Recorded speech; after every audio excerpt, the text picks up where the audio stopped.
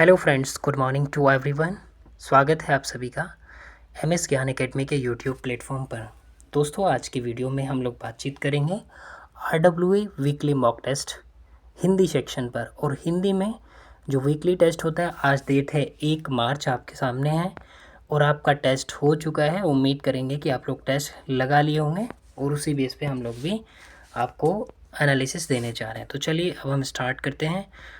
अब सबसे पहले आपसे रिक्वेस्ट करेंगे, यदि आप तक आपने चैनल को सब्सक्राइब नहीं किया तो प्लीज़ सबसे पहले सब्सक्राइब कर लेंगे, देन वीडियो को करेंगे लाइक और चैनल को करेंगे सब्सक्राइब। चलिए अब स्टार्ट करते हैं दोस्तों। इस वीडियो का क्रेडिट आरडब्ल्यूए को ही जाता है और हम उम्मीद करेंगे कि आप लोग टेस्ट लगा कर ही आए होंगे। चलिए क्वेश्चन नंबर 1 आप सभी के सामने, अब देखते जाइएगा, हम इसका एनालिसिस करना स्टार्ट करते हैं। क्वेश्चन नंबर 1 क्या कहता है कि किस विकल्प में सभी संज्ञा शब्द क्रिया शब्दों से निर्मित हैं। अगर आप चेक करें, भूल और हंसी, देखिए भूलना एक क्रिया होती है और हंसना भी एक क्रिया होती है, तो दोनों संज्ञा शब्द कहीं ना कहीं भूलना और हंसना, अगर आप कायदे से देखें तो भूलना और हंसना दोनों ही संज्ञा शब्द किससे बने हैं, किससे बने भाई, ये दोनों ही संज्ञा शब्द जो हैं क्रिया से बने हुए हैं। ठीक है, तो पहले का आंसर आपका हो जाता है ए। अब चलिए क्वेश्चन नंबर 2 की तरफ चलते हैं और क्वेश्चन नंबर 2 आपके सामने ये रहा। क्वेश्चन कहता है कि निम्नलिखित में से कौन सा वर्ण अल्प प्राण है। देखिए, इसके लिए मैं आपको एक ट्रिक समझाता हूँ, आपको याद रखना है। सबसे पहले आप करेंगे के, टी, एम, डी और ओ, एक तरफ ये लिखेंगे ट्रिक और एक तरफ आप क्या करेंगे, ये लिखेंगे के, चे, टे, ते और पे। कचट तप आप इस तरीके से लिख लेंगे। ठीक है, आप इसके बाद क्या करेंगे, इसके बाद लिखेंगे के वर्ग पूरा। कै होता है, ख होता है, ग होता है, घ होता है और अण होता है। इसी तरीके से आप प्रत्येक वर्ग के पाँचों अक्षरों को यदि लिखते हैं तो हम जो मेन बात है उस पर बातचीत करने चलते हैं। देखिए, अगर बात की जाए तो कै वर्ग, तो कै वर्ग जो आपका ये है, कै वर्ग होता है के फोर कंठ है, मतलब इसकी जो उच्चारण स्थान होगा वो कंठे से होगा। तो कै वर्ग में जितने भी होंगे कै, खे, गे, घे, अण, ये पाँचों के पाँचों वर्ण क्या होंगे, आपका कंठ से बोले जाएंगे। अब इसमें अल्प प्राण जो होता है, प्रत्येक वर्ग का पहला, तीसरा एंड पांचवा, ये क्या होते हैं, अल्प प्राण होते हैं। और साथियों इसी के साथ में जो आपका ये है दूसरा एंड ये चौथा, ये होता है महाप्राण। तो अब आप पहचानेंगे अच्छे से इस, अगर इस क्वेश्चन की बात की जाए, इसमें चेक करिए, देखिए कै वर्ग में ही जाइए, पहला ऑप्शन में कै वर्ग दिया हुआ है, तो पहले कै दिया है, कै मतलब पहला वर्ण दिया है, उसके बाद इन्होंने गे दिया है, तीसरा वर्ण दिया है। और हमने अभी क्या पढ़ा, अल्पप्राण में होते हैं पहला, तीसरा, पांचवा। तो इस हिसाब से बात की जाए तो बिल्कुल एकदम ये तो सही बैठता है भाई, हाँ बिल्कुल सही बैठता है। तो इस प्रकार आपका आंसर यहाँ पे ए हो जाएगा, कै और खे। ठीक है, अब अगर महाप्राण की बात की जाए तो महाप्राण में कौन कौन सा आएगा, ध्यान से देखिए, यहाँ पर महाप्राण में आपका ये वाला जाएगा, दूसरा और चौथा, मतलब घेघर वाला जिसको आप घेघर पढ़ते हैं, ये जाएंगे कहाँ, महाप्राण में। ठीक है, इसी का ठीक उल्टा क्या होता है आपका, सघोष और अघोष होता है। ठीक है, सघोष और अघोष, उसमें क्या होता है, पहला, दूसरा, तीसरा और फिर पहला, दूसरा, तीसरा और चौथा, पांचवा। तो उसमें इस तरीके से बटे होते हैं, पहला, दूसरा, तीसरा और सेकंड ऑप्शन में चौथा और पांचवा। यहाँ पे क्या होता है, अल्पप्राण पहला, तीसरा, पांचवा और महाप्राण दूसरा और चौथा।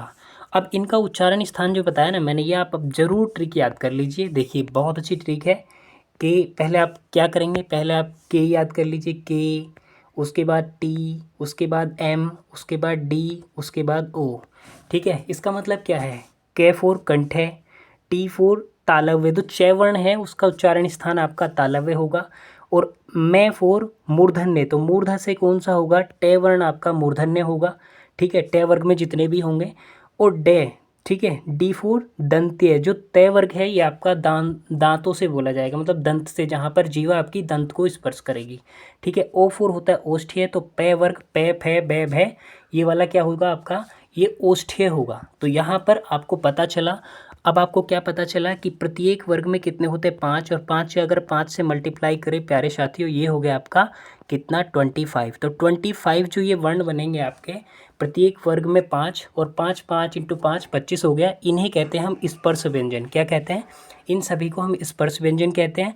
और किसका उच्चारण स्थान कहाँ से, मैंने बहुत अच्छे से आपको समझा दिया। यहीं पे अल्पप्राण और महाप्राण, पहला तीसरा पांचवा अल्पप्राण, दूसरा चौथा महाप्राण। सघोष अघोष मैंने बहुत अच्छे से समझा दिया है। इसके साथ ही कुछ और भी हम समझने की कोशिश कर लेते हैं। चलिए, वो आपके लिए बहुत इंपॉर्टेंट होगा मेरे हिसाब से। और वो क्या है, देखिए, चलिए मैं जल्दी से इसे पहले हटा देता हूँ स्क्रीन से। ये है, अब आपको अंतस्थ व्यंजन भी आपको पता होना चाहिए। अंतस्थ व्यंजन क्या क्या होते हैं? यह होता है, रे होता है, ले होता है और वह होता है। यह रे ले वह, ठीक है। यह रे ले वह क्या होते हैं? अंतस्थ व्यंजन होते हैं। पार्श्विक व्यंजन क्या होता है, आप मुझे बताएंगे? पार्श्विक व्यंजन आपका लय होता है, ठीक है। लुंठित या प्रकंपित क्या होता है, वो आप कमेंट बॉक्स में मुझे बताएंगे। चलिए, अब नेक्स्ट क्वेश्चन की हम बात करते हैं, क्वेश्चन नंबर 3 की तरफ। और क्वेश्चन नंबर 3 साथियों ये रहा आपके सामने। देखिए, यहाँ पे शब्द है ईर्ष्या। ईर्ष्या का सही वर्ण विच्छेद क्या होगा? तो ईर्ष्या का अगर हम सही वर्ण विच्छेद करें तो पहले लाएंगे हम बड़ी ई लाएंगे, उसके बाद प्लस करेंगे आधा रे लाएंगे, उसके बाद प्लस करेंगे आधा पेट वाला ये से लाएंगे, उसके बाद प्लस करेंगे आधा ये लाएंगे, उसके बाद प्लस करेंगे और आ जाएगा। अब ये मैच कर लीजिए, ये वाला ऑप्शन आपको कहाँ पे दिखता है? तो ये दिखता है ऑप्शन नंबर डी में, और इसका मतलब ऑप्शन नंबर डी यहाँ पर आपका आंसर करेक्ट हो जाएगा, ठीक है। उसके बाद चलिए क्वेश्चन नंबर 4 की तरफ चलते हैं। और क्वेश्चन नंबर 4 आपके सामने ये रहा। ऐसे कौन से शब्द हैं जिनका प्रयोग केवल स्त्रीलिंग और पुल्लिंग दोनों रूप में किया जा सकता है? तो बहुत अच्छा क्वेश्चन है। तो आप अच्छे से पढ़ते हैं कि राष्ट्रपति और प्रधानमंत्री। तो प्रधानमंत्री महिला भी हो सकती हैं, पुरुष भी हो सकते हैं। और राष्ट्रपति हमारे, देखिए, अभी जो राष्ट्रपति हैं श्रीमती द्रौपदी मुर्मू जी हैं, उनसे पहले कौन थे? रामनाथ कोविंद थे, ठीक है। प्रधानमंत्री माननीय श्री नरेंद्र मोदी जी। तो इस तरीके से आप अगर ध्यान से देखें तो हम कह सकते हैं यहाँ पर आंसर क्या होगा? यहाँ पर आंसर हो गया आपका सी। चलिए, नेक्स्ट क्वेश्चन नंबर 4, मैं का बहुवचन आपसे पूछा है और बहुत शानदार क्वेश्चन ये आपका होने वाला है। मैं का बहुवचन, मैं का बहुवचन जो होता है क्या होता है भाई? मैं का बहुवचन होता है हम। तो 5 का आंसर आपका हो गया क्या? डी। मैं का बहुवचन क्या होता है? हम। अब यहाँ पे आपको जरूर जानना चाहिए कि प्रथम पुरुष, मध्यम पुरुष और उत्तम पुरुष यहाँ पर कौन कौन सा आता है, ठीक है। तो प्रथम पुरुष में जैसे हम पढ़ते हैं ना, फर्स्ट पर्सन आई वी, मैं हम, ये प्रथम पुरुष, ठीक है। मध्यम पुरुष यू, यू मतलब तुम, तो तुम तुम्हारा ये सब कहाँ पे जाएगा? आपका मध्यम पुरुष में जाएगा। उत्तम पुरुष में क्या पढ़ते हैं? जैसे हम वहाँ पर पढ़ते हैं ही सी इट दे, उसी तरीके से यह है वह, ये सब यहाँ पर चले जाएंगे। तो यहाँ से क्वेश्चन पूछा जाता है प्रथम पुरुष, मध्यम पुरुष, उत्तम पुरुष। ये भी आपको अच्छे से याद रखना है साथियों। चलिए, क्वेश्चन नंबर 6 को देखिए। निम्नलिखित में से कौन सा वाक्य संप्रदान कारक में परसर्ग विभक्ति चिन्ह, ठीक है। तो संप्रदान कारक के लिए, संप्रदान के लिए क्या होता है? के लिए। अगर हम विभक्ति चिन्हों की बात करें, जैसे कर्ता, तो कर्ता, कर्ता के लिए होता है कर्ता ने, कर्म को, करण से, संप्रदान के लिए, अपदान से अलग। इस तरीके से जो क्वेश्चन होते हैं आप उनको ध्यान से देखते रहेंगे, ठीक है। तो चलिए, अब यहाँ पे देखिए क्वेश्चन का इसका आंसर क्या हो जाएगा प्यारे साथियों? इसका आंसर हो जाएगा कि किस वाक्य में संप्रदान। तो अगर हम इसको देखें ऑप्शन ए को, कि राम के हित लक्ष्मण बन गए थे। के हित मतलब राम के लिए, तो राम के भले के लिए ही तो लक्ष्मण कहाँ गए थे? वन गए थे उनकी सहायता के लिए। तो यहाँ पर ए ऑप्शन एकदम करेक्ट हो जाएगा 6 क्वेश्चन नंबर का। चलिए, 7 नंबर देखिए, जल्दी जल्दी से हम सॉल्व करते हैं, आंसर आपको देते हैं। चराना में मूल क्रिया है प्यारे साथियों, चराना में जो मूल क्रिया है आपकी 7 का ए हो जाएगा चरना, ठीक है। क्या हो जाएगा? चरना। और यहाँ पर जो ये क्रिया बनेगी इसको कहेंगे हम प्रेरणार्थक। कौन सा? प्रेरणार्थक क्रिया, ठीक है। ये आपको याद रखना, प्रेरणार्थक क्रिया, और एकदम करेक्ट आंसर हो जाएगा ए। 8 देखिए, जिज्ञासा शब्द से बनने वाला विशेषण कौन सा है? तो ये बहुत अच्छा क्वेश्चन है, और जिज्ञासे से बनेगा आपका जिज्ञासु, ठीक है। क्या? जिज्ञासु। चलिए, नेक्स्ट क्वेश्चन देखिए, संकेतवाचक।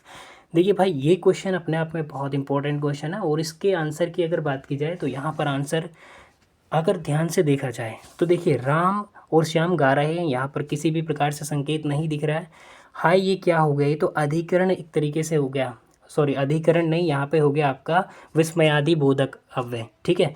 तो चांद, बच्चा चांद की ओर देख रहा है, ये देख रहा है, यहाँ किसी प्रकार का संकेत नहीं आपको दिख रहा, तो इसलिए जब कोई भी नहीं है तो फिर हम ए के साथ चले जाएंगे कि यह गिलास आधा भरा है। चलिए, नेक्स्ट क्वेश्चन देखिए, खत्री का जो तत्सम शब्द है आपसे पूछा है प्यारे साथियों, खत्री का तत्सम शब्द क्या होगा? और क्षत्रिय होता है। क्या होता है भाई? क्षत्रिय जो होता है, A option is the correct answer. चलिए, अधिष्ठाता देखिए, क्वेश्चन नंबर 11 आपके सामने है। अधिष्ठाता तो ये इसमें क्या पूछा आपसे, उपसर्ग पूछा है भाई। इसमें उपसर्ग जो होगा वो होगा अधि, अपने आप क्या होगा, अधि उपसर्ग होगा। और अधि का अर्थ क्या होता है, अधि का अर्थ होता है ऊपर, श्रेष्ठ, ठीक है, ऊपर या श्रेष्ठ अधि का अर्थ होता है। चलिए क्वेश्चन नंबर, अब हम चलते हैं नेक्स्ट पे 12। क्वेश्चन नंबर 12 ये रहा आपके सामने, और यहाँ पर पूछा गया है, ध्यान से देखिएगा कि किस शब्द में आवट प्रत्यय नहीं है। ऑप्शन, क्वेश्चन को भी ध्यान से पढ़िए, कहाँ पे नहीं है ये सब भी, क्योंकि कभी कभी इसी की वजह से सिली मिस्टेक से हम गलत कर लेते हैं क्वेश्चन को। तो यहाँ पे देखिए, मिलावट शब्द में आवट प्रत्यय है, बनावट में भी आवट प्रत्यय है, ठीक है, मिल प्लस आवट यहाँ पे बनावट में भी है, और आपका सजावट में भी है। लेकिन ध्यान रखिएगा 12 में जो सी ऑप्शन है महावट, यहाँ पर आपका क्या है, यहाँ पर प्यारे साथियों महा प्लस वट है, महा प्लस आवट नहीं है। तो इसलिए सी आंसर करेक्ट हो जाएगा, क्योंकि उन्होंने नहीं वाला पूछा। अब देखिए क्वेश्चन नंबर 13 भाई, इसके मेरे हिसाब से 2 आंसर होंगे। अब RW पे भी डिपेंड करेगा कि वो कौन सा आंसर देता है। मैं आपको पूरा प्रूफ करके दिखा दूंगा इस चीज़ को। देखिए नदी प्लस अर्पण, अगर ये देखिए बड़ी ई और यहाँ पे ए है, बड़ी ई और ए, तो ये अलग आ गया। तो अलग आने पर यहाँ पर क्या क्या होता है, नदी प्लस अर्पण, तो यहाँ पर यण संधि हो जाएगी। कौन सी संधि हो जाएगी यहाँ पर, यहाँ पर हो जाएगी नद्यार्पण में आपकी यण संधि, ठीक है। तो ये एकदम सही है जो आप देख रहे हैं ए ऑप्शन में। और सत्य प्लस नारी, सत्य प्लस नारी, तो सत्य प्लस नारी आपका सन्नारी ही बनता है, और सन्नारी भी यहाँ पर सही लिखा हुआ है प्यारे दोस्तों, यहाँ पर सन्नारी भी सही लिखा हुआ है इस हिसाब से। और उसके बाद अगला देखिए, अगर अगले की बात करें नेक्स्ट, त्रि प्लस अम्बक। देखिए यहाँ पर त्र्यंबक को गलत लिखा गया। त्र्यंबक में आधा त्रय बनता है, और फिर यह बनता है, फिर मैं आधा बनता है, फिर बै, और फिर क्या है, त्र्यंबक कैसे लिखा जाएगा, ठीक है। तो इस वजह से ये तो इसलिए गलत होगा, गलत लिखा हुआ। प्रति प्लस ईशा, तो प्रति प्लस ईशा नहीं होता, प्रति प्लस इच्छा होता है, इच्छा, बड़ी ई और 6 आ, प्रति प्लस इच्छा। और यहाँ पर आपकी हो जाएगी दीर्घ संधि। कौन सी हो जाएगी भाई, दीर्घ स्वर संधि हो जाएगी ऑप्शन नंबर डी में। और ऑप्शन नंबर डी आपका क्या है, ये भी गलत है, ये भी गलत हुआ। अब देखिए सत्य प्लस नारी जो है ये आपकी व्यंजन संधि है, और ये बिल्कुल सही लिखा हुआ है। और उसके बाद नदी प्लस अर्पण, नद्यार्पण, ये भी सही है, ठीक है, क्योंकि यहाँ पर आपकी है यण संधि, और यहाँ पर है आपकी व्यंजन संधि। अब मेरे हिसाब से आपको किसको सही मानना है, मैं फ़िलहाल यहाँ पर क्या करूँगा, हम ए के साथ चलेंगे, ठीक है। किसके साथ चलेंगे हम लोग, ए के साथ चलेंगे। बाकी आप लोग देख लीजिएगा, क्योंकि मैं आपको समझा भी दिया हूँ। यहाँ पर देखिए इसमें जो है आपका यहाँ पर यण संधि है, और इसमें जो है आपका यहाँ पर व्यंजन संधि है, ठीक है। देखिए तय और नय ये अपने वर्ग में बन गया, नए नए में बदल गया, ठीक है। जैसे आप पढ़ते हैं सत्य प्लस जन सज्जन, ठीक है, उसी तरीके से उत प्लस ज्वल तो उज्ज्वल हो जाता है, ठीक है। उसी तरीके से सत प्लस आपका नारी है भाई। अब आप इसको आंसर देख लेंगे एक बार, मैंने अपना पूरा समझा दिया आपको। चलिए क्वेश्चन नंबर 14 यहाँ पर देखेंगे प्यारे साथियों। 14 क्या कहता है, समासिक पद चुनना है भाई। देखिए समासिक पद की अगर हम बात करें तो यहाँ पर समासिक पद में आ जाएगा वायु वेग। क्या आ जाएगा, वायु वेग, मतलब वायु का वेग। और बाकी जो सभी लिखे हुए हैं ना वो समास विग्रह वाले हैं। क्या है, ये सब समास विग्रह करके दिखाया गया है। देखिए वीर का पुत्र, राह का खर्च, पथ से भ्रष्ट। तो आप इसका एलिमिनेट करके भी आंसर लगा सकते थे कि एक ही डिफरेंट सा दिख रहा है, और उसी आंसर टिक करके आप अपना आगे बढ़ सकते थे। ये एग्ज़ाम में कुछ एलिमिनेट करने की ट्रिक भी अपनाया करो भाई। अगर आपको नहीं आता तो कोशिश करो कि हम कैसे एलिमिनेट कर सकते हैं। चलिए इसको देखिए, क्वेश्चन नंबर 15 आपसे क्या कहते हैं, कौन सा विलोम शब्द अनुपयुक्त है। ध्यान से क्वेश्चन जरूर पढ़ें, है या नहीं है अनुपयुक्त, गलत सही, उसको जरूर पढ़ने की कोशिश करें। अनुलोम का प्रतिलोम होता है, बिल्कुल सही है। आमिष निरामिष यहाँ पर सही लिखा हुआ है।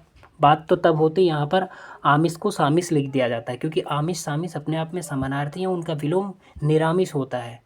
आमिष सामिष का निरामिष होता है, लेकिन इन्होंने सीधा सीधा क्वेश्चन बनाया तो इसमें कन्फ्यूजन वाली बात ही नहीं। आचार का अनाचार ये भी सही है। तो यहाँ पर प्यारे साथियों ए वाला जो है अंतर का अंदर नहीं होता, ये गलत है। चलिए क्वेश्चन नंबर 16 देखिए, और 16 क्या कहता है, देखिए ईर्ष्या का पर्यायवाची आपको बताना है कि कौन सा होगा। तो यहाँ पर प्यारे साथियों ध्यान से देखेंगे, ईर्ष्या का पर्यायवाची भाई आ भी होता है। किसी को हम बुराई तो बोल रहे हैं। स्पर्धा भी ईर्ष्या के पर्यायवाची में स्पर्धा का भी बहुत जगह यूज़ किया जाता है। और डा ये सबसे उपयुक्त पर्यायवाची शब्द होता है, जो बहुत बार आपके यूपीएसआई 2021 यूपीएसआई 2018 में कई बार ये क्वेश्चन पूछा गया है, ईर्ष्या का पर्यायवाची। इसको जरूर याद रखना। डा आप सोचेंगे कि ऐसा तो कुछ नहीं होता, लेकिन आप ध्यान रखिए यही ईर्ष्या का सबसे उपयुक्त पर्यायवाची होता है, ठीक है। तो उपयुक्त पर्यायवाची, तो इनमें से कौन सा पर्यायवाची ईर्ष्या का बोला गया है, तो आप जाएंगे डा के साथ में, ठीक है। चलिए क्योंकि आ भी कहीं कहीं पे यूज़ कर लेते हैं, स्पर्धा भी कहीं कहीं पे किसी अर्थ में यूज़ होता था, लेकिन सबसे उपयुक्त तो पूछा है और कौन सा है ये ज़रूर ध्यान रखना है आपको, ठीक है। तो ये हो गया आपका क्या 16 क्वेश्चन नंबर का आंसर हो गया यहाँ पे डा। चलिए आगे बढ़िए, क्वेश्चन नंबर 17 देखिए, आदि का अर्थ क्या है। देखिए आदि का अर्थ मतलब होता है शुरुआत या प्रथम, और आदि का विलोम शब्द आपने पढ़ा होगा, आदि का अंत होता है भाई, आदि का अंत होता है। लेकिन यहाँ पर हमें इसका क्या बताना है, अर्थ बताना है। और देखिए आदि के लिए आखिरी अंत भी दिया आपको कंफ्यूज करने के लिए, कंफ्यूज नहीं होना, क्वेश्चन ध्यान से पढ़ना और फिर आंसर करना। आदि के लिए हम प्रथम शब्द का यूज़ करेंगे। चलो क्वेश्चन नंबर 18 इधर आ जाओ जल्दी से। ये रहा भाई क्वेश्चन नंबर 18। क्या कर रहे हो भाई, आराम से रुक जाओ। प्यारे साथियों देखो भाई, अगर आप लोगों ने चैनल को सब्सक्राइब नहीं किया तो प्लीज़ यार सब्सक्राइब कर लो, रिक्वेस्ट है आप लोगों से। बहुत अच्छे अच्छे वीडियो हम लोग देते हैं आपको, ट्रिक्स, शॉर्ट ट्रिक्स, और हम कम्युनिटी पोस्ट में बहुत सारे क्वेश्चन, बहुत बेस्ट बेस्ट क्वेश्चन जो मैनी टाइम्स रिपीट हुए उनको वहाँ पर डालते रहते हैं, आप उनको भी अटैम्प्ट किया करो। चलिए, और हमारे जो टेलीग्राम चैनल है, इस वीडियो के हम डिस्क्रिप्शन बॉक्स में आपको उसका लिंक देंगे, टेलीग्राम चैनल में आइए। हम अपने हैंड रिटन नोट्स आपको प्रोवाइड कर रहे हैं बहुत अच्छे तरीके से, छोटे छोटे जो हमने बना रखे हैं। चलिए, वृत्ति और मजदूरी को अंग्रेजी में जो शब्द है, इनको अंग्रेजी में क्या कहते हैं भाई, इसको तो सीधी सी बात है वेज कहते हैं, ठीक है, वेज। चलो क्वेश्चन नंबर 19, अशुद्ध क्या बतानी है आपको, शुद्ध वर्तनी वाला शब्द बताना है। यहाँ पर पकड़ने वाली बात है, ध्यान से फोकस करिएगा नहीं तो कंफ्यूज हो जाएंगे। देखिए उपलक्ष्य बिल्कुल सही लिखा हुआ है, मूर्धन्य भी सही है और मानवीकरण भी सही लिखा हुआ है। आप कहेंगे अमावस्या तो सही लिखा हुआ भैया, आप इसको गलत क्यों बता रहे हैं। प्यारे दोस्तों यही गलत है। अमावस्या को अगर आप लिखेंगे तो अमावस्या को ऐसे लिखेंगे, अमा, 19 नंबर क्वेश्चन है, ध्यान से देखिएगा, अमा व और ये वाला से बनेगा भाई। अगर सही सही लिखेंगे तो ये वाला से बनेगा। Focus here, focus here, focus here, ध्यान से देखिएगा भाई, ये वाला ये वाला ये वाला ये वाला, ठीक है। तो इसी तरीके से ए ऑप्शन यहाँ पर करेक्ट हो जाएगा। चलिए 20 नंबर क्वेश्चन देखिए, निम्नलिखित में से कौन सा विकल्प, सॉरी कौन सा वाक्य शुद्ध है। देखो भाई इसको देखो ध्यान से, सब लोग अपनी राय दें, तो सब लोग यहाँ पे गलत है, सभी लोग आएगा। क्या आएगा, सभी लोग। हर एक नहीं, प्रत्येक आएगा, इसलिए ये भी गलत, ये भी गलत।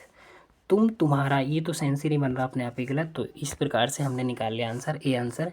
यहाँ सभी वर्गों के लोग उपस्थित थे, तो सही भी है, ये अपने आप में दिख भी रहा हमको सही। चलिए क्वेश्चन नंबर 21, और बहुत अच्छा क्वेश्चन है भाई। देखिए जब कोई मर्यादा को क्या करता है, लांघ जाता है, तो अपनी क्या बैठता है, गरिमा खो बैठता है। तो क्या आंसर हो गया भैया, यहाँ पर आंसर हम लोग कर देंगे, क्या करेंगे तो मुझे बता दीजिए, हम लोग डी आंसर कर देंगे। Okay very good. चलिए अब 22 क्वेश्चन हो गए, 23 नंबर पे हम लोग चलते हैं। 23 नंबर प्यारे साथियों ये रहा, जल्दी से अटेम्प्ट करिए।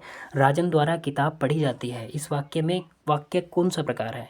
भाई देखिए यहाँ पर किताब की प्रधानता है, मतलब कर्म की प्रधानता है, और जहाँ पर कर्म की प्रधानता हो वहाँ पर हो गया आपका कौन सा, वहाँ पर होता है कर्मवाच्य, और जहाँ पर कर्ता की प्रधानता हो वहाँ पे कर्तवाच्य होता है, भाववाच्य।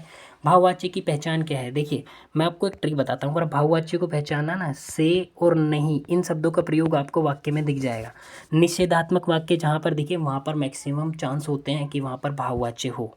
अगर आप इसमें कंफ्यूज रहते हैं कि कर्तवाच्य कौन सा है, कर्मवाच्य कौन सा है, भाववाच्य कौन सा, तो इसकी ट्रिक सिंपल सी है।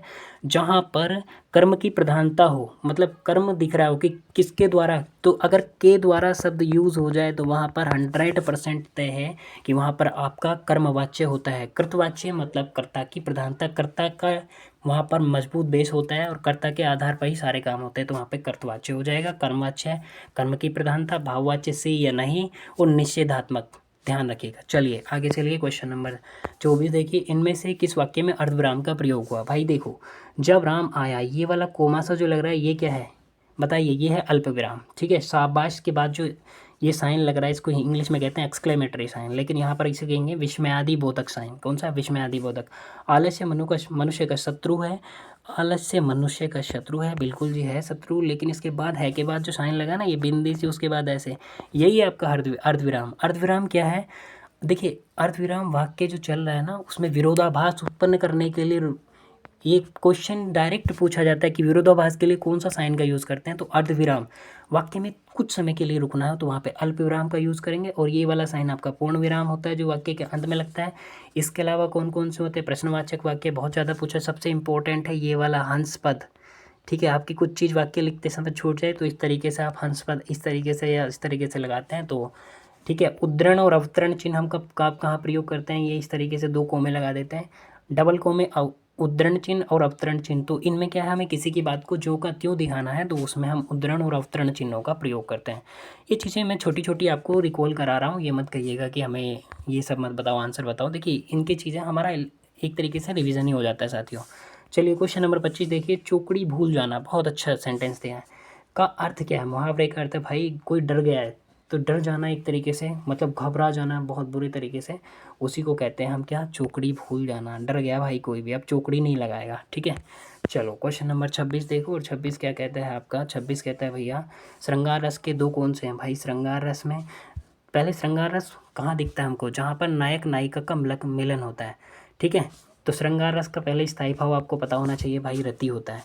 अब यहाँ पर जो क्वेश्चन है, श्रृंगार रस के 2 भेद होते हैं, 2 भेद कौन से होते हैं भैया, एक होता है संयोग श्रृंगार और एक होता है आपका वियोग श्रृंगार। वियोग में क्या हो, नायक नायिका एक दूसरे से बिछड़ते हैं, संयोग में क्या उनका प्यार में मिलन होता है, ठीक है।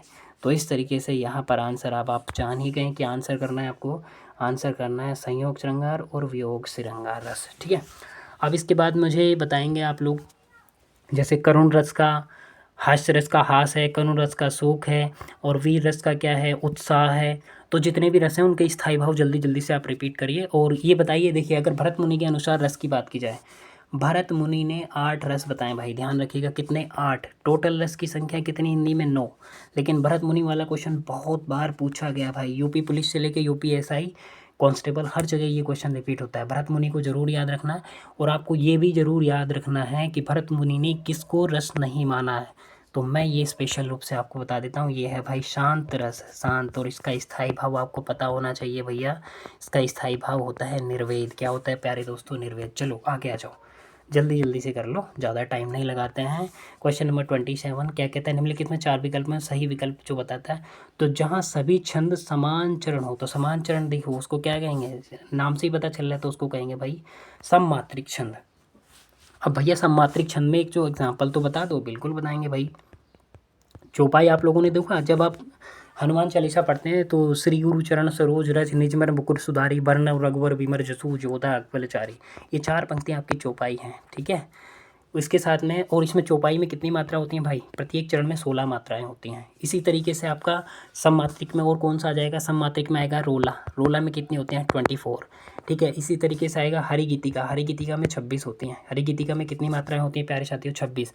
अब मुझे आप आंसर बता, कुछ एक क्वेश्चन का आंसर दो, गीतिका में कितनी होती हैं। चलो मैं ही बता देता हूँ, गीतिका में 26 होती हैं, हरिगीतिका में 28 होती हैं, चौपाई में 16 होती हैं। और अगर सोरठा और दोहा की बात की जाए, चलो उसको भी रिवीजन कर लो। पहले हम करेंगे दोहा। अर्ध सम्मात्रिक छंद है, कौन सा है, अर्ध सम्मात्रिक छंद है दोहा। अब दोहे में कितने होते हैं, 4 चरण होते हैं। पहले और तीसरे चरण मतलब विषम चरणों में इनमें 13 मात्राएं होती हैं, और दूसरे और चौथे चरण में यहाँ पे 11 मात्राएं होती हैं प्यारे साथियों, ठीक है। इसके बाद अगर आपको जानना है सोरठा, सोरठा बिल्कुल दोहे का उल्टा होता है प्यारे साथियों।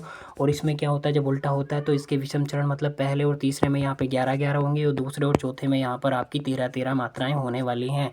4 चरण ही यहाँ पर होते हैं। इसके बाद आपको कुंडलिया छंद को पढ़ना है। कुंडलिया में 6 चरण होते हैं, कितने 6 चरण होते हैं कुंडलिया में, दोहा और रोला मिलकर के कुंडलिया का निर्माण होता है। छप्पे छंद है, बरवे छंद है, बरवे में 12 होती हैं। अब मुझे बताएंगे छप्पे छंद में कितनी मात्राएं होती हैं। चलो अब क्वेश्चन नंबर 27 भी देख लो, ये तो हो चुका है। तो भैया अब आगे आ जाओ ना इधर, 28 देखिए। 28 क्या कहता है, छाया है माथे पर आशीर्वाद का। देखिए यहाँ पे मैं आपको बहुत अच्छी ट्रिक बताऊंगा, अगर आपको पहचानना है ना। देखिए जहाँ पे सा सरिस, ये वर्ड आपको पहचानने हैं, सा सरिस सम समान, इस तरह के वर्ड आपको दिख जाए ना, सा सरिस सम समान, वहाँ पर आपको आंख बंद करके क्या करना है, अगर ना भी पहचान पाए तो सीधा टिक करना है उपमा अलंकार, ठीक है। और यहाँ पर उपमा अलंकार क्यों है, देख लो, तुलना की गई आपस में, ठीक है। चलो 29 निम्नलिखित में से 4 प्रश्नों में उस विकल्प का चयन करिए जो क्रिया के भेद वाला सही विकल्प हो। चलो ठीक है, जरूर करेंगे। पिता अपनी पुत्र से गीता पढ़वाते हैं, भाई पढ़वा रहे हैं। पढ़वाना करवाना किसी काम को किसी के द्वारा, वहाँ पर आपकी होती है भैया प्रेरणार्थक क्रिया। क्या होती है, प्रेरणार्थक क्रिया होती है वहाँ पर। पूर्वकालिक जो पहले हो चुकी हो उसको पूर्वकालिक क्रिया कहते हैं। सही है बिल्कुल। चलो 23 नंबर क्वेश्चन देखो, ये क्वेश्चन बहुत अच्छा लगा मुझे, और ये मेरा बहुत अच्छे से पढ़ा हुआ भी था। देसिल बहना सब जन बिट्ठा, ते तेसन जपऊ अभट्टा। तो ये जो लिखी है ना बहुत इंपॉर्टेंट है, ये विद्यापति की है भाई। किसकी है? विद्यापति की है। और क्वेश्चन नंबर 30 हो गया आपका विद्यापति। चलो आगे चलो भाई 31 देखो। जाके जाके पियन राम विदेही ताजिए ताही कोटि बेही सम जदपि परम स्नेही। बहुत अच्छी पंक्ति है। और तुलसीदास ना वास्तव में ही बढ़िया बढ़िया उन्होंने जो रचनाएं की हैं, चाहे वो रामचरितमानस हो, भव्य रामायण हो, बहुत सारी उन्होंने रामलला नछू हो, इनकी जितनी भी रचनाएं ना वाकई में पढ़ने लायक तो हैं। सच में मज़ा आता है पढ़ने में। अब क्वेश्चन नंबर 31, तब मैंने इतना समझा दिया तो आप तो अब सीधा समझ ही गए तुलसीदास जी की है। और तुलसीदास जी ने इसको कहाँ से लिया ये मुझे आप बताएंगे। मैं आपको चलो मैं ही बता देता हूँ। जो आपकी विनय पत्रिका है ना भाई, क्या है विनय पत्रिका, ये विनय पत्रिका की लाइन है तुलसीदास जी की। ठीक है चलो विनय पत्रिका आ जाओ भाई। नेक्स्ट अब हम लास्ट की तरफ बढ़ गए हैं। और ये रहा भाई क्वेश्चन नंबर 32। सुभद्रा कुमारी चौहान हम खूब पढ़ते आए हैं। झांसी की रानी खूब लड़ी मर्दानी, वो तो झांसी वाली रानी थी। ये तो हमने खूब पढ़ा है ना। तो कौन थी भाई? सुभद्रा कुमारी चौहान, झांसी की रानी इन्होंने लिखा। आसान क्वेश्चन था। इसके बाद देखिए क्वेश्चन नंबर 33। प्रयोगवादी काव्यधारा का प्रवर्तन किसने किया? तो भाई ये प्रवर्तन शुरू होता है 1943 से। कब से? 1943 में तार सप्तक का जैसे ही प्रकाशक होता है, तार सप्तक। तो तार सप्तक के कितने प्रकाशन आए? मेरे हिसाब से 2 आए हैं आई थिंक। ठीक है, एक तो 1943 से शुरुआत में और एक 50 के बाद है। तो तार सप्तक किसका है भाई? ये है अज्ञे जी का। अज्ञे जी का पूरा नाम आपको पता होना चाहिए, सच्चिदानंद हीरानंद वात्सायन अज्ञे। ठीक है चलो अच्छा क्वेश्चन था ये, बहुत अच्छा इंपॉर्टेंट क्वेश्चन है, इस पर स्टार मार्क कर लीजिए आप। ऐसे ही क्वेश्चन आपके एग्जाम में देखने को मिलेंगे। उत्तरी स्वपन परी हरि क्रांति किस विद्या की रचना है? तो भाई ये रिपोर्ताज है, रिपोर्ताज। और किसकी रचना है? ये है आपकी फणीश्वर नाथ रेणु। कौन है? फणीश्वर नाथ रेणु, जिन्होंने एक इम्पोर्टेंट आंचलिक उपन्यास लिखा है जिसका नाम है मैला आंचल। बहुत फेमस है इनका मैला आंचल, फणीश्वर नाथ रेणु का।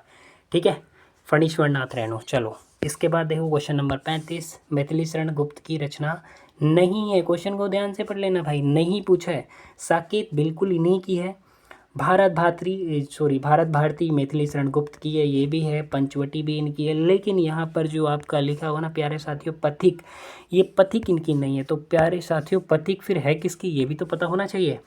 पथिक है आपकी राम नरेश त्रिपाठी जी की। किसकी है भाई? ये है राम नरेश त्रिपाठी जी की। ठीक है, और राम नरेश त्रिपाठी जी का क्या है? इम्पोर्टेंट खंड काव्य है। ये 2 बार यूपीएसआई ने पूछा है, 2021 में भी पूछा है, 2017 वाली शिफ्ट में भी पूछा था ये वाला क्वेश्चन, पथिक वाला। तो पथिक खंड काव्य है राम नरेश त्रिपाठी जी का। चलो भाई क्वेश्चन नंबर 36 की तरफ मूव करते हैं। और 36 कहता है किस कृति के लिए अमरकांत को साहित्य अकादमी अवार्ड मिला? तो ये अवार्ड मिला था अमरकांत जी को 2007 में, और उनकी फेमस रचना के लिए। अब मुझे बताएंगे उनकी फेमस रचना कौन सी है? तो इन्हीं हथियारों से उनकी फेमस रचना है। अब यहाँ पर एक रचना मैं आपको बताता हूँ, आंगन के पार द्वार। मुझे बताओ किसकी रचना है। कमेंट बॉक्स में जितने मैंने क्वेश्चन पूछे ना भाई उनका आंसर ज़रूर करना। और वीडियो कैसा था, सच में एनालिसिस कैसा लगा आपको, कमेंट बॉक्स में ज़रूर बता करके जाइएगा। चैनल को प्यारे साथियों सब्सक्राइब करेंगे, हम ऐसी उम्मीद करते हैं। अब देखिए टेस्ट एनालिसिस के बाद में हम छोटी छोटी जो इंपॉर्टेंट चीज़ें वो आपको देंगे, उसके लिए आप चैनल से जुड़ सकते हैं। इनमें से किस पुस्तक को व्यास सम्मान प्राप्त हुआ? तो व्यास सम्मान किसको मिला भाई? देखिए क्वेश्चन नंबर अगर 37 की बात करें, व्यास सम्मान जो आपका मिला व्योमकेश दरवेश। ये भी क्वेश्चन रिपीटेड क्वेश्चन है 2017, 2021, यूपी पुलिस कांस्टेबल 2024, कई बार ये क्वेश्चन रिपीट हुआ है। आपको इसको एकदम सतर्क रहना है, ये क्वेश्चन आपको देखने के लिए मिल सकता है। और 2013 में व्योमकेश दरवेश को क्या मिला था? आपका व्यास सम्मान मिला था। और ये किसकी रचना है? ये विश्वनाथ त्रिपाठी की है। कौन है? विश्वनाथ त्रिपाठी। कौन है? विश्वनाथ त्रिपाठी। चलो कामायनी किसकी है? कामायनी जयशंकर प्रसाद की है। मधुशाला किसकी है? मधुशाला मधुबाला हरिवंश राय बच्चन की है। अनाम दास का पोथा जो हजारी प्रसाद द्विवेदी की है। ठीक है, इसके बाद देखिए 38 से 40 ये पैसेज आप लोग पढ़ लेंगे। ये तो देखिए पढ़ना मुझे उचित नहीं लग रहा है कि आप अच्छे से पढ़ेंगे, हम इसके आंसर आपको बता देते हैं, बस आप पढ़ लीजिएगा, आंसर देख लीजिएगा मेरे हिसाब से आंसर क्या हो सकते हैं। लीजिए क्वेश्चन नंबर 1 ये रहा इसका पैसेज का। 38 गद्यांश के लिए उपयुक्त शीर्षक आप क्या देंगे? जब आप इसको पढ़ेंगे तो आपको समझ में आएगा कि प्रदूषण एक तरीके का क्या है, प्रदूषण एक अभिशाप है। तो आप इसको ये आंसर कर सकते हैं। चलो बाकी देखिए ऐसे क्वेश्चन का आंसर यहाँ पर RW का आंसर बदल सकता है, इसके लिए हम आपको पहले ही आगाह कर दिया है। ठीक है, लेकिन शीर्षक मेरे हिसाब से सबसे बेस्ट शीर्षक जो होगा उसके लिए वो यही होगा कि प्रदूषण एक अभिशाप। ठीक है, चलो क्वेश्चन नंबर 39 देखो। 39 क्या कहता है, प्रदूषण के द्वारा किस घटना का होना उल्लेखित नहीं है। जब आप पैसेज को पढ़ेंगे तो किस घटना का उल्लेख नहीं हुआ, देखो प्राणियों की अकाल मृत्यु बताई गई है और महामारी फैलना ये नहीं बताया गया। प्रकृति का असंतुलन भी होता है, जीव जगत रोगग्रस्त भी होता है, लेकिन कहीं भी महामारी फैलने के बाद प्रदूषण से आपके पैसेज में नहीं की गई है, तो इसका आंसर ये हो जाएगा। और 40 देख लो भाई, 40 क्या कहता है, किस प्रदूषण को सबसे अधिक हानिकारक समझा गया। देखियो प्रदूषण के तो सभी रूप हैं यहाँ पर, लेकिन जो अगर आपका प्राकृतिक प्रदूषण मतलब जो पर्यावरण प्रदूषण हो जाए तो सबसे घातक होगा भाई। देखो यहाँ पे वायु प्रदूषण है, ठीक है, ध्वनि प्रदूषण है, जल प्रदूषण है, तो जो अगर प्राकृतिक प्रदूषण हो जाए तो वो सबसे खतरनाक उसमें उसकी चर्चा की गई है, ठीक है। अब देखिए इसके बाद क्या है, इसके बाद जीएस के क्वेश्चन है, अगर आप देखना चाहें तो देख लो। चलो, भारतीय राज्य कौन सा है जो गेहूं का सबसे बड़ा उत्पादक है, तो किसे कहेंगे, हम तो सीधा सा कह देंगे उत्तर प्रदेश है, और कौन होगा। इसके बाद आप देखेंगे भारतीय न्याय संहिता बीएनएस का क्वेश्चन है ना, पुरुष महिला ट्रांसजेंडर के शामिल होने की। चलो भाई, दादा भाई नौरोजी ने कांग्रेस में निम्नलिखित अधिवेशन अंतिम लक्ष्य स्वराज घोषणा कहाँ पे की थी। बहुत अच्छे क्वेश्चन है ये, जीएस वाले सर आपके बात करेंगे। और भाई कैसा लगा एनालिसिस ज़रूर बताइएगा, और हमने पूरी कोशिश की आपको बहुत एकदम जेन्युइन आंसर देने की, और 1 से लेके 2 क्वेश्चन तक हम श्योर करते हैं आपको। अगर आंसर चेंज होता है तो उसके लिए हम पहले ही आपको बता रहे हैं, पैसेज वाले क्वेश्चन का आंसर बदल सकता है, बाकी कोई क्वेश्चन का आंसर चेंज नहीं होना चाहिए, क्योंकि हम बिल्कुल एकदम एक्जैक्ट एक्सप्लेनेशन के साथ सब चीज़ों को आपको समझाएं हैं।